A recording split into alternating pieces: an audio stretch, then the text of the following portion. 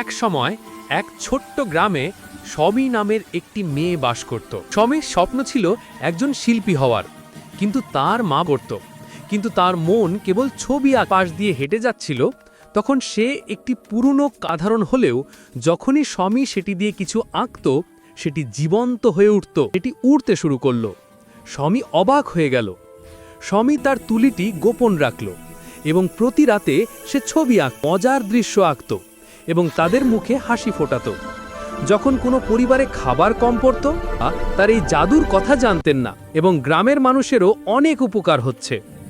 একদিন গ্রামে একটি বড় উৎসবের আয়োজন করা হলো। সমী ভাবল এই সুযোগে সে তার মা বাবাকে তার জাদুর কথা বলবে। উৎসবের দিন সমী একটি বিশাল ক্যানভাস নিয়ে এলো। সে তার জাদুর তুলি দিয়ে একটি সুন্দর গ্রাম, হাসি খুশি মানুষ এবং একটি সুন্দর রংধনু আঁকল। যখন সে আঁকা শেষ করল, তার মা বাবা এবং গ্রামের সবাই অবাক হয়ে গেল। সমী তখন তাদের কাছে তার তুলির জাদুর কথা বলল।